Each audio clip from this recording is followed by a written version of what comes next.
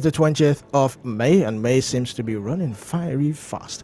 And I'm delighted to welcome you to another thrilling edition of the Newspaper Review on High Impact 102.1 FM. This is where we get you through to the papers. I am Olumide Shokoya. Of course, I have Vivian Oguche. Good morning. How are you doing? How's your week? Good. Weekend, rather. Weekend. Good. May definitely is running very fast. Good morning to the viewer and to the listener. Let's have a good time together, right? Shall we? All right, so we have the Punch newspaper, the Vanguard, the Daily Trust, and of course the Guardian newspaper. Don't forget, you can also call us 0700 1021 1021 0700 1021 1021. You can also send WhatsApp messages to 0907 224 5018 0907 224 5018. We are live on YouTube and on X at High Impact 102.1 FM. Of course, you can also watch us on Nikonsat 42 degree east. We're going on a short break, and when we come back, we begin with the papers. Stay tuned.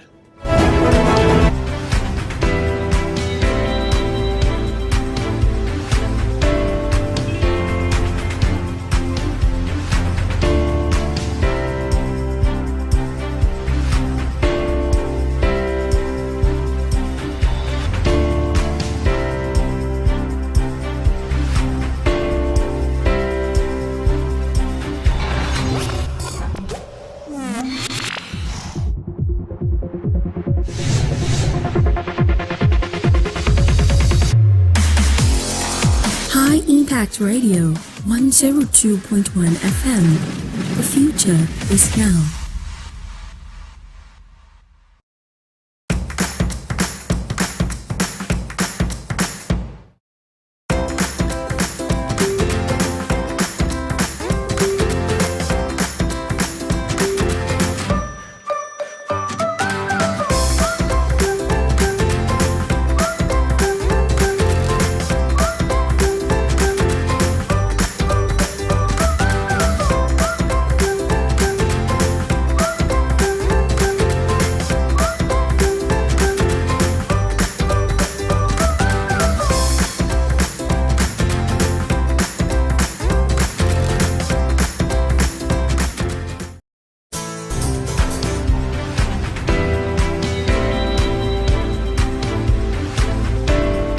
On High Impact 102.1 FM. We are live on High Impact TV. That's on Nikonsat 42 East. We're also live on YouTube and on X at High Impact 102.1 FM. The phone lines are open 0700 1021 1021, or you can send WhatsApp messages to 0907 224 5018. Let's start off with the Punch newspaper this morning. It says here, Dangote petrol supply. Federal government may slash 6 trillion naira fuel import. One writer to that story, 520 billion naira monthly fuel import expected to drop as Dangote begins supply June. There's so much expectation directed at Dangote refinery. But my question is, what if he doesn't live up to expectations? I feel instead of, I'm not trying to play the devil's advocate, but instead of depending on Dangote, why can't we depend on our own refinery? What is happening to our refinery? Why is the federal government, why are they sort of shifting the whole focus to Dangote instead of the Port Harcourt we were promised January? For starters, I think we shouldn't project negativity into the future. Looks like Dangote is ready to, Yes, I'm not trying to running. Yes. Yeah, so high hopes from that end. But like you said, yeah, why not our own? But some people say Dangote is ours, so his refinery is ours. It's a private business. Yeah, it is, but it's still in Nigeria's. Yeah, but the government refineries, like you said, was said to have kicked off production at the beginning of this year. They kept shifting posts. But fingers are crossed. Who knows? Someday it might work. Well, yes, Dangote refinery, we are happy we have Dangote refinery, and I feel, yes, Dangote should live up to the expectations, and we hope that this would also reflect in fuel price, petrol Absolutely. price. True. I hope that petrol should come down to at least maybe 200 naira or 100. Yes. That would be so good. It would be so good. It will actually reflect on every other thing, food prices and the rest. It might even reflect on this electricity tariff hike. How would that be? Who knows? It might, right? It might. It might reflect. So it's a good thing. Fingers crossed, and we hope that next month, come June, fuel price might reduce. Just beside the nameplate, it says 386 abductees rescued during Sambisa clearance exercise. That's according to the military. That's kudos to them. 386 abductees rescued. I think, yes, they are really doing a lot, and we can only, cheer them on to do more. Just above the nameplate, oil production nears 1.7 million barrels per day. That's according to NNPC. That's on page 27. It says MPC may raise interest rate against Tuesday. That's on page 20 of the Punch newspaper. CBN, SEC fined 9 banks, 678 million naira. I think one of the things that these banks should be held accountable for is failed transaction, especially when you're trying to send money and you are being deducted, but the person you're sending it to, it doesn't get it. I think that's one of the things they should look into. Also, the fact that when you want to send money, you're being deducted, the person who receives it is also being deducted. It doesn't make any sense.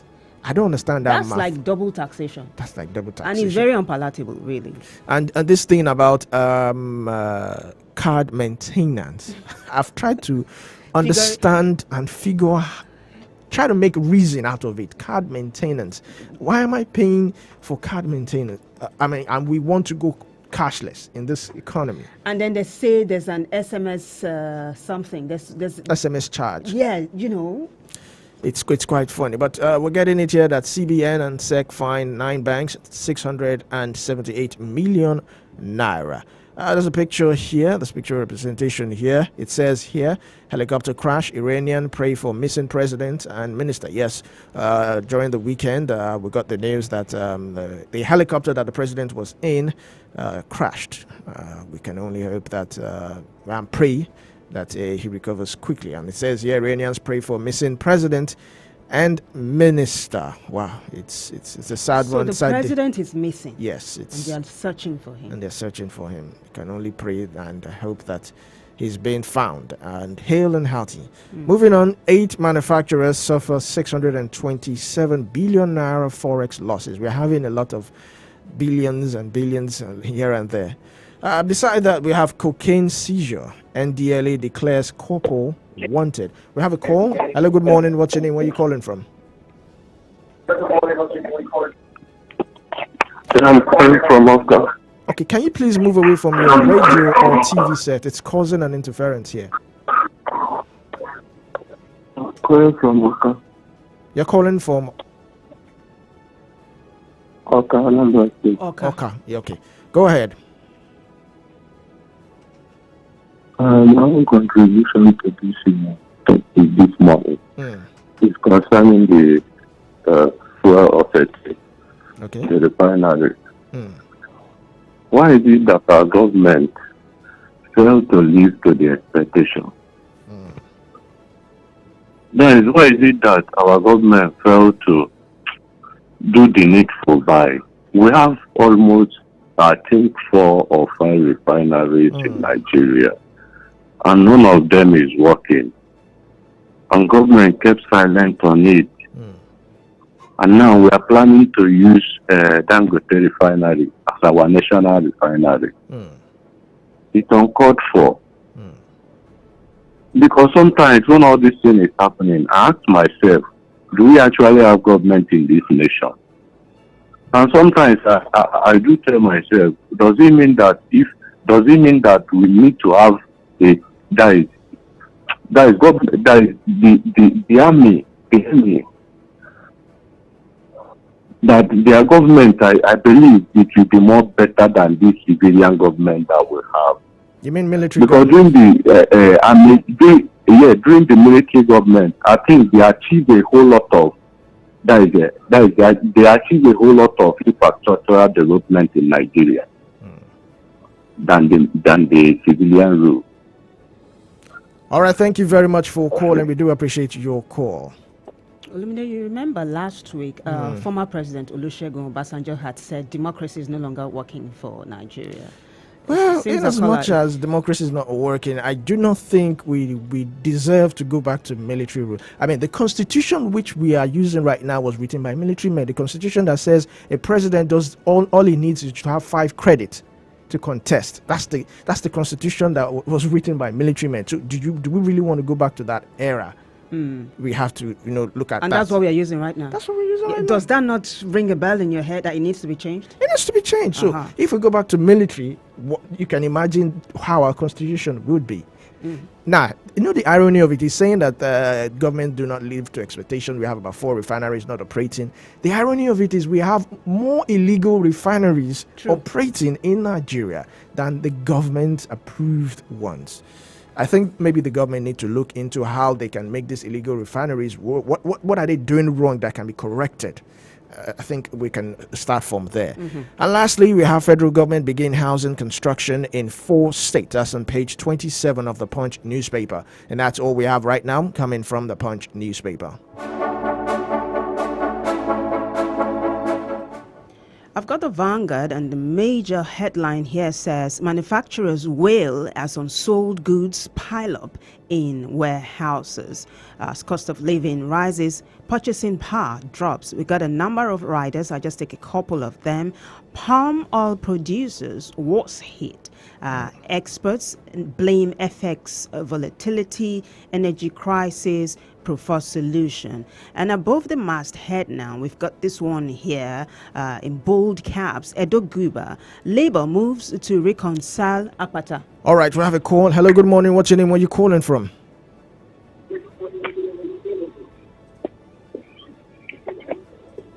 Hello, good morning. All right, you can go ahead. So do remember to turn down the volume on your radio set when you do call, and when you call, please say your name and where you're calling from. So I was saying earlier on that Labour moves to reconcile Akpata in Masuagbon. That's in Edo State, ahead of the gubernatorial election. We also have this one right beside that story here. Oh, by the way, if you want to check out, get the details of that, just go to page 13 of the Vanguard. This one says minimum wage. Why we may not accept 100,000 naira. This is coming from the organized labor. Interesting. Right? Is that all you're going to say? Okay, so this one here says, you just right below the bold pictures there, you could get the Vanguard and check out the bold picture on the front page. But in the meantime, below that picture, we have Tinubu OK's establishment of Green Industrial Zone. Get details, page 9. Right below that story, you have this one that says FG, federal government moves to fight inflation through CNG. And last but not least, this one now is for the sports fans. Man City win Premier League for record 4th time in a row. That's massive. Pep Guardiola has done a great job. This is back-to-back 4 times. This is a record that might not be broken so soon. I don't know what you have to say about that, Wendy. Well, I can only say congratulations to them. All right, and that's all we have right now coming from the Vanguard newspaper. All right, quickly, let's move on to the Guardian newspaper this morning. Don't forget the phone line is open 0700 1021 1021. You can also send WhatsApp messages to 0907 224 5018. NPC meeting and decision. It says here, that's on page 6 of the Guardian. Further hike anticipated. I take that again. Further hike anticipated as inflation and interest rates converge above 30%. Further hike anticipated as inflation and interest rates converge above 30%. There's an infographics here. It says scorecard of 2-year monetary tightening. Last meeting, interest rate was about 24.75%. To about inflation rate rather was 31.7%. From May 2022 to May 2024, interest rate rose to about 24.75%, and inflation from May 2022 to April 2024 rose to about 33.7%. It's really quite sad that we're getting this news just almost coming to the first quarter. End of the quarter of the first year of the year rather. Minimum wage. NLC rejects 100,000 naira. Federal government shifts ground. Why I was laughing was because last week we both deliberated that 100,000 naira is the least. Is the least, and I think most affordable for every other state. So, Labor Union coming now to say they don't even want 100,000. It brings me back to that saying: half loaf of bread is better than none.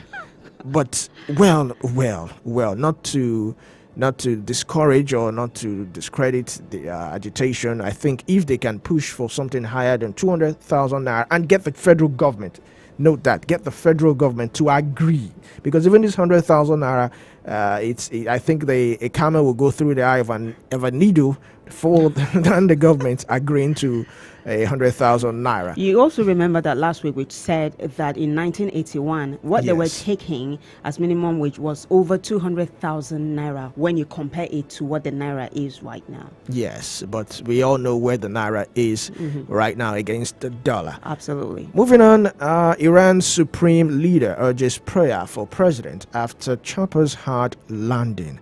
That's on news page 3. 2027, Obi supporters begin mobilization, set up harmonization committee.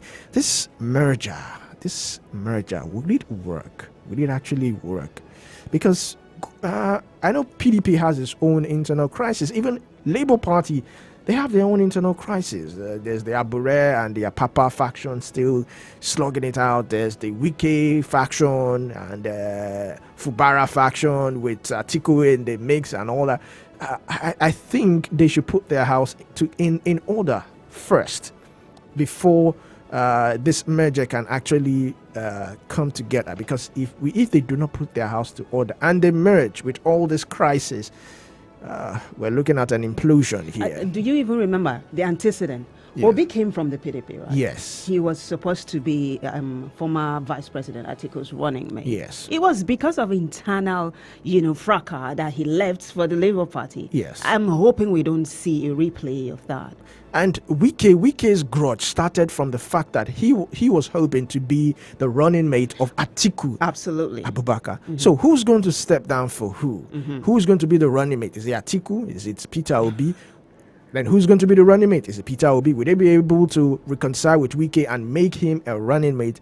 It seems like a whole lot. But 2027 is still, about 3 years from now. So I think they have a whole lot of time to put their house in order and see if this merger can actually be a thing of fruition.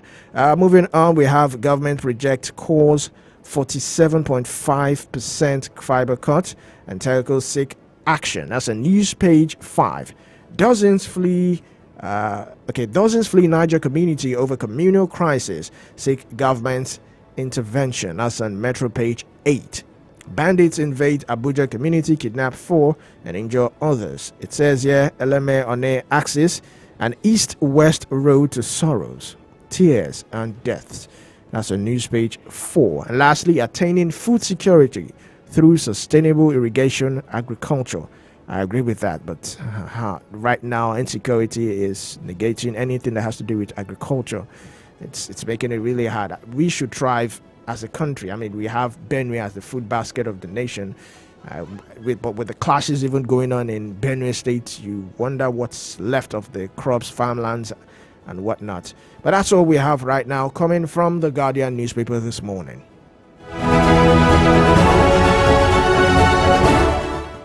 I've got a Daily Trust, a major headline in middle strip here says 2 years after 100 new air traffic controllers redundant. That's big deal. A couple of riders are just take to Aviation College silent. It takes time to train cadets. That's coming from NAMA.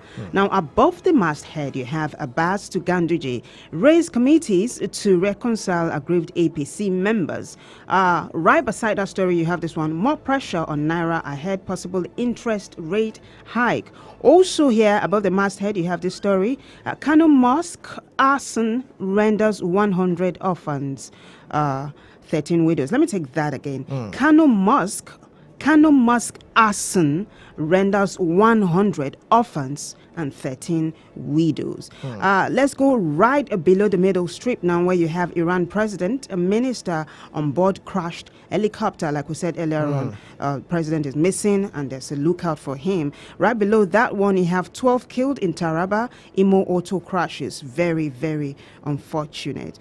This one here for the sports lovers, Man City win historic 4th straight Premier League title.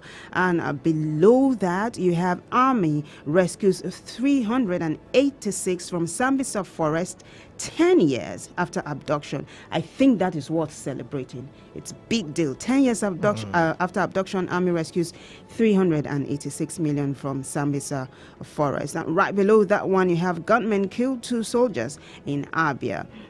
That's very unfortunate too. And then you have this story here: customs officer's wife, 4 family members abducted in Abuja.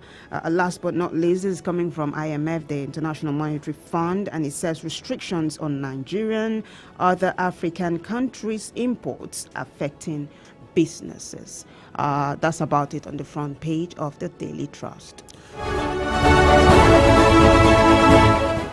All right, now we'll go on a short break, and when we come back, we'll continue with the program. Please stay tuned.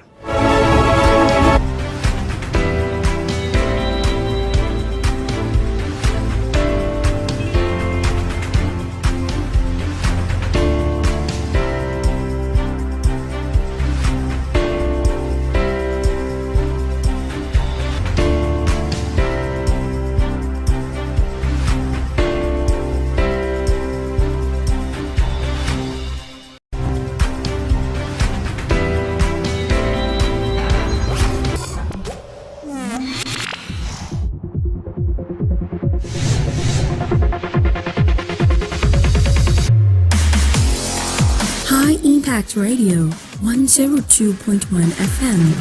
The future is now.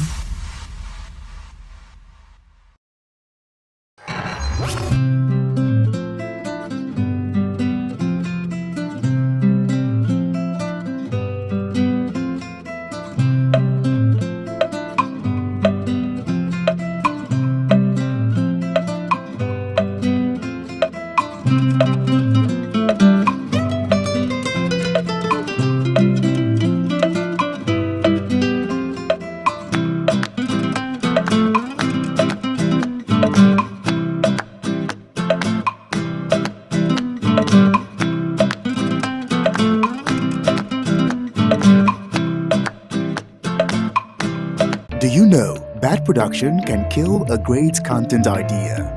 Do you want to have a photo shoot, audio production, or do you need a professional voiceover artist? Do you simply want unmatched cinematography, video production, or just event coverage, such as weddings, birthdays, or burials? Or do you need a space for meetings or conferences? All these are possible with High Impact Studios. Don't bring down your creativity, let's help you take it high. And out of this world with our state-of-the-art equipment and first-class studio space. We give you the quality you deserve at the best rate. For more details, call 0706 393 5694 or 0915 958 1881. High Impact Studios, the future.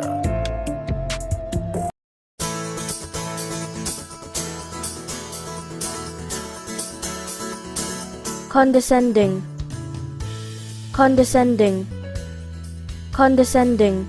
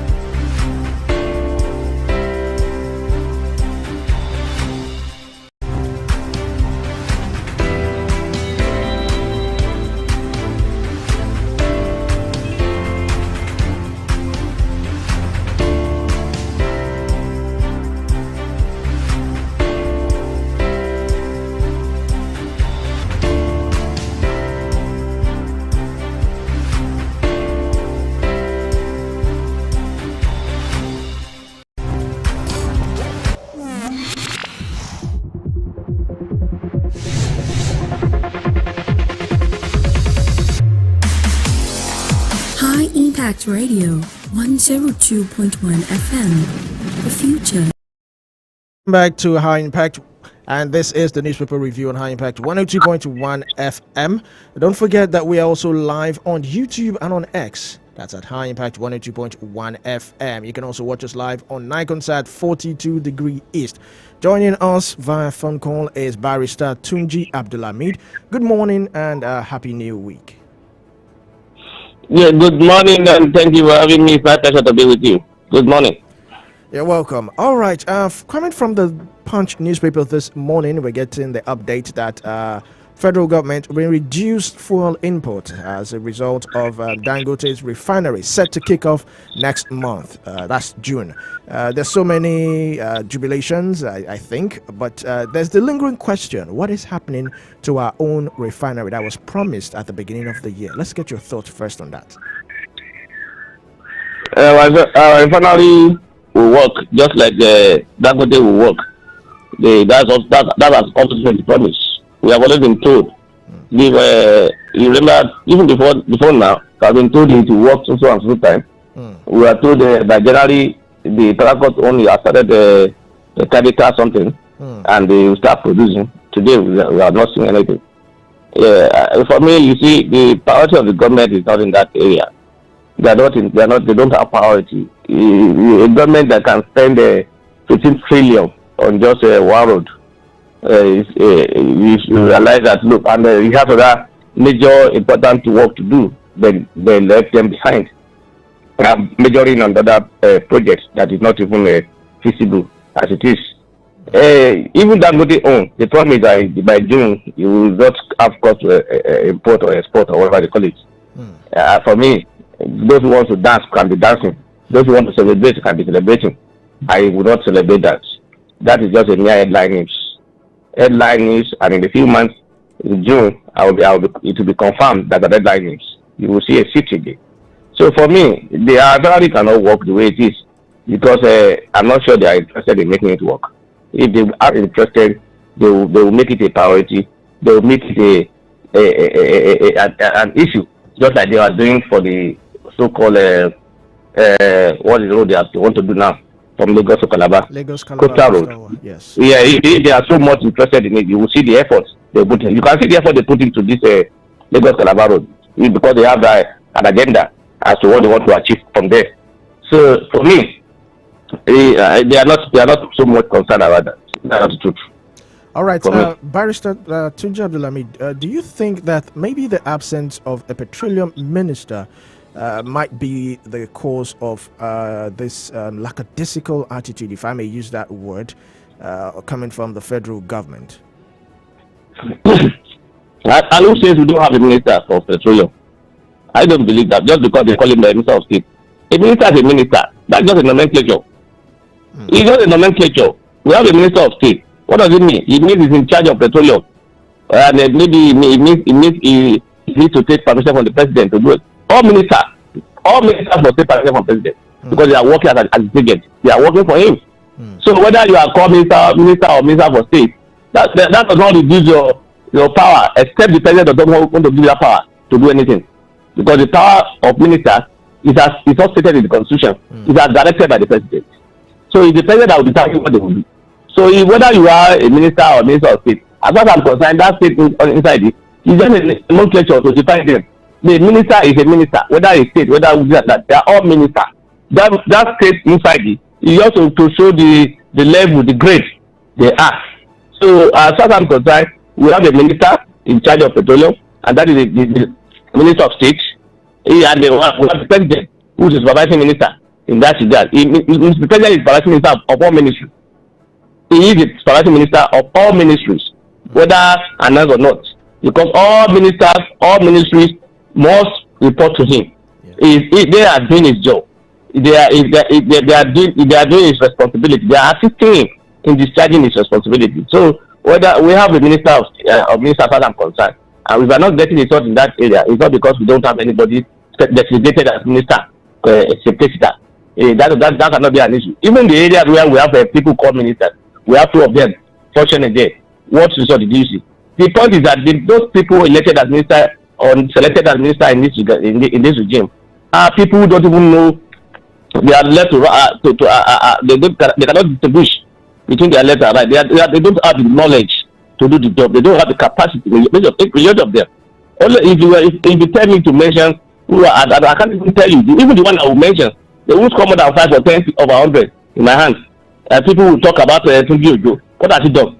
He only do a minister of interior. They only make collection of application for visa. Passport easy, and we are making a big deal. As if he has done a lot, and we are saying he's the best minister. But for what? What is his job? People don't even know his role. They don't know that his job goes beyond that. He's not only that's just one, not even one. That's just a mini part of his job, and he has not gone beyond that. And we are celebrating. So as far as I'm concerned, it's not about not having a minister of petroleum. It's about not knowing what to do in that area.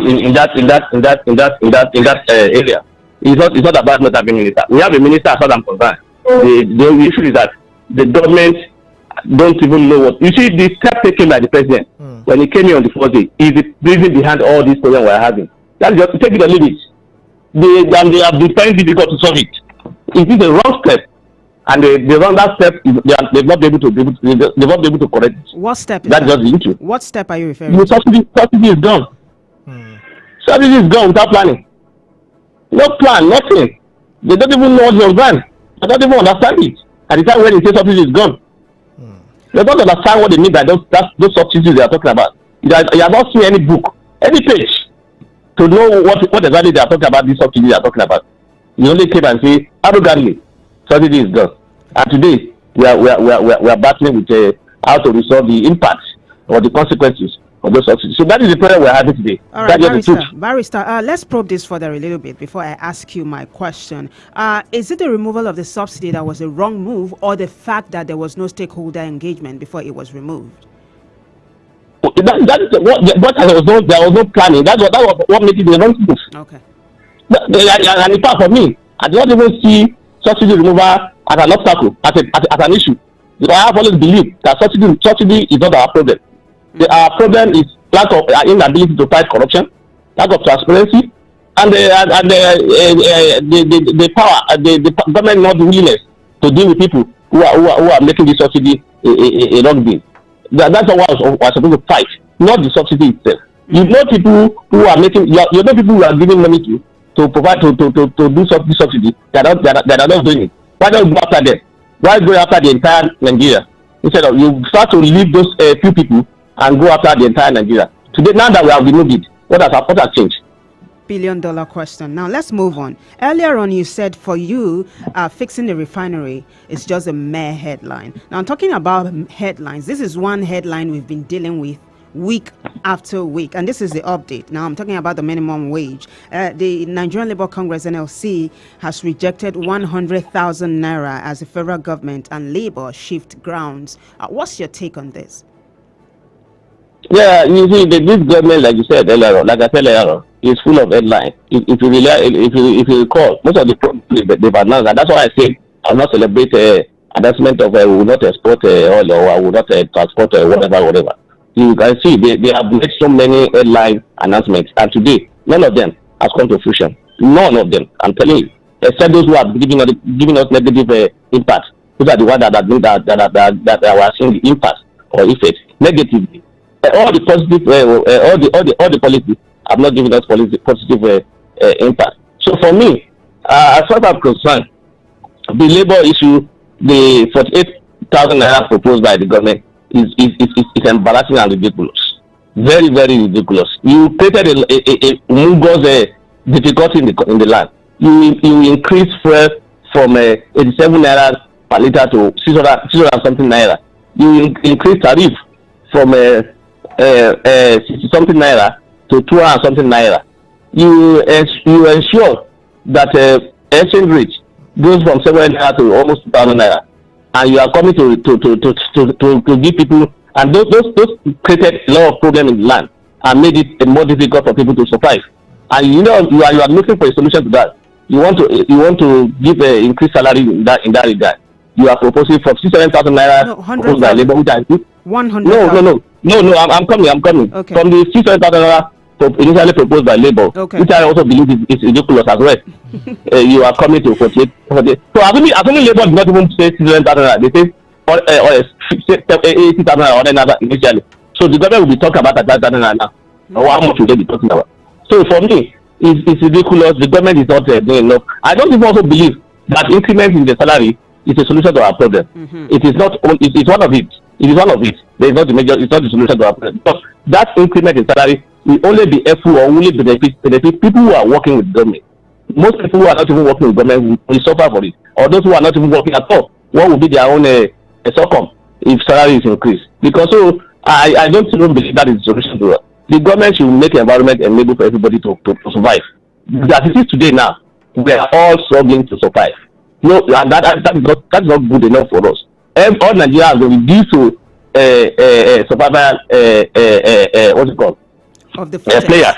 Okay. Yes, we are survival players. We are now struggling, and that's why you see government come out and advise us, or some people who call themselves political speaker advise Nigeria human beings. You know, in this economy, how to survive it. You must not eat 3 times a day. You must not on the light. You must not on your AC. We have been turned to IDP people in the IDP camp. I don't understand the kind of and people will be spreading it. I'm applauding it. This is the best advice I've ever seen. How to survive in this economy. I am not part of those kind of survivors. I will not be in that kind of category. I will not live a life of pauper, and I will not be an IDP in my own country, in my own house, in my own life. When people who are in government, who are benefiting from our own commonwealth, are living large, and they want citizens to bear the pain for their own lifestyle. I think it's uncalled for. Now, 48,000. Imagine you are a worker and you want to enter motor, no transport to your office. There is no way you will not spend 1,000 a day for transportation. 1,000 times 30, that is 30,000 naira. Are you not going to eat? Are you not going to pay school fees? Are you not going to pay rent? Are you not going to survive? The other thing you will do, you will pay electricity bill. And you see, it's not even feasible at all. 48,000 naira is not part of it. And like I said again, it's not about increment in salary. It's about making the environment conducive and enabling. Fantastic. So should Labour agree for a proposal of 100,000 naira? That's what we're saying for minimum wage. Even though that is also not enough, at least, but that is even more better than 48,000 naira. Okay. Even though that is also not enough. If you look at the way the standard of living today, the high cost of things in Nigeria created or deliberately created by this government. I won't leave that out. It was deliberate effort to make people go through this stress because of lack of planning in their policies. The policies that have been created are the reasons why the situation we have today are like this. All right, Barrister Tunji Abdulhamid. Some people are also saying that living wage it's quite better if we adopt living wage rather than minimum wage. What do you say about that? Living wage is what if you are talking about living wage, that is what Labour is trying to propose, which I say is not feasible. Bearing in mind our economy, 670,000 naira. Because if you want to make it down, if you want to have a living wage, you must have a minimum standard amount to eat in a day. You must have a minimum standard of amount to pay as medical, as other things. So if you want to look at a living wage, like the government, it will be so ridiculous that everybody would think how can we survive this? How can we pay? How can government make this? So, like I said, rather than dwell on the minimum wage or living wage or whatever wage you are talking about, let's put government let's put them to their responsibilities. That will provide an enabling environment, make things better for people. Let people be able to make money on their own, not depending on the government in making money. When the environment is conducive and people are making their money, and that's why you see in Lagos State, whatever policy they introduce, no matter how hard that is or difficult it is, people don't complain because people don't care about government much. Only few people rely on government in Lagos State, and that is the kind of policy they want to introduce at the federal level, not knowing that the environment are not the same. Most states in this country relies on government to survive. In Lagos State, in fact, government even rely on people to survive in Lagos State. People don't even bother much about government policies, and even though because if people are bothered about government policy, people have been asking questions. All this money you people have been collecting from us, all the tax you have been generating, where are they? What are you doing with them? People are not bothering about that. People don't care because people are living in a way. But in a country where most people are reliant on government, they depend on government. In most cases, you want to introduce kind of policy where you expect people to. It's not the way to go. Government is about welfare of the people, not about making money. Government is not a company where you expect to maximize profit. It's about welfare of people, welfare, and not about making profit. What they are doing now is their target is about making profits, making money for the country at the expense of the lives of Nigerians. All right, thank you very much for that. Let's quickly shift right. Let's dive right into politics. Obi's supporters began mobilization and set up harmonization committee. Now, we both know that both the Labour Party and the People's Democratic Party have internal crises. How do you see this merger coming into fruition before 2027 general election? Yeah, it's too early to, in politics. I'm a participant. I'm not in Nigeria who will talk and not do anything. I walk my talk. So I'm a participant. And I know that it's too early. We are in 2024. We are talking about 2027. In fact, it's too far. But I believe that for anybody to make any progress, to rescue power from the APC as it is today, there must be a combination of a factor. People must come together. In other words, people must share their ambition and give way for other people. As long as Mr. Peter Obi, His Excellency, is contesting, other a new party or a different party, as long as another person is contesting that PDP or any other party, there is no way they will rescue power from APC. APC will always win. In the last election, if Peter Obi and Atiku were to be in the same party, do you think APC will have won? No. So it's inevitable. If they want to rescue power, they must come together. The merger must work, and they must sacrifice in the interest of the people. If truly they are working for the people, they must sacrifice, and everybody must not insist that I must be this, I must be that. You must have to self your ambition, personal ambition. If truly you are working for Nigeria, so it is inevitable. There must be merger. There must be collaboration between parties for them to rescue power from APC. You can see APC too when they were coming. For them to rescue this power, they came together with so many parties, marched together. NPP, new PPP, APC, ATN, CPC, Afghan, so many of them, they came together. And that was how they were able to rescue the power. If they want to do that, same here too. People must come together. So Peter will be contesting under a different party, will win the chance of any other person. In fact, in step 2, he will win his own chance too because he will not win. He will only get votes. They will not win at the end of the day. So there must be merger. All right. So basically, you're saying that if this merger comes into fruition, they stand a better chance of facing the APC. Then, secondly, who would have to step down for who? Who would have to step down? Is it Peter Obi or is it Atiku? No, like I said again, it's too early to determine that, and I tell people about and put a clause into it that if the party will soon its presidential candidate to Southeast or South or whatever, he will be willing to step down. In fact, he said the last 2023 that if this primary, if this candidate of the PDP will be what's it called, sown to Southeast, he will step down. He will not contest. Then because of Wike's personal ambition, he worked against it. And he said they should make it open. And they made it open. He lost the election and he started saying a different thing. So Alhaji Atiku Abubakar said it, that he's ready to step down for anybody from if the party said no, we are going to the south, we are going to this and this and this, and it doesn't fall within his own catchment area, he will step down. So like I said, it's too far. But I doubt if Mr. Peter Obi we want to set that for anybody, because those who follow Mr. Peter Obi believe he must be the one to contest, and that's why the problem is. It must not be him. It's not only him that has the faith, or the people believe he can do the job. So that's why I say it's too early. Let's see how it goes. Let's see how they work it out, and then it's too early, too far. In politics, even 24 hours, it's a long time. Talking of how many years now? I'm talking about years.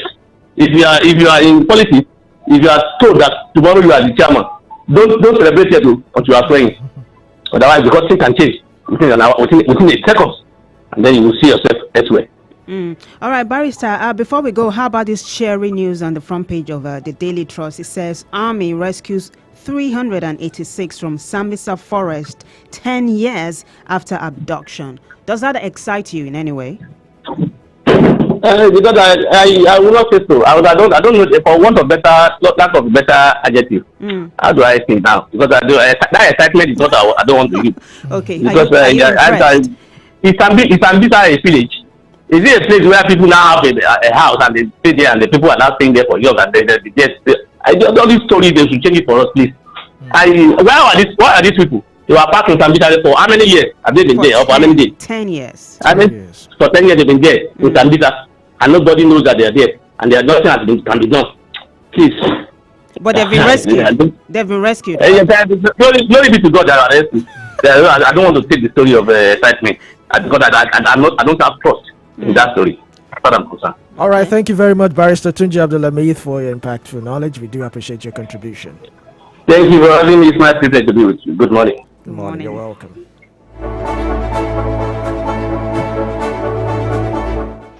All right, that concludes the program. Newspaper review on High Impact 102.1 FM. Thank you very much for tuning in this morning. Keep listening to High Impact 102.1 FM. Also keep watching High Impact TV on Niconsat 42 degree east. I am Olumide Shokoya. Good morning. I am Vivian Oguche. Thank you so much for hanging out with us. Let's do this again, yeah? Bye.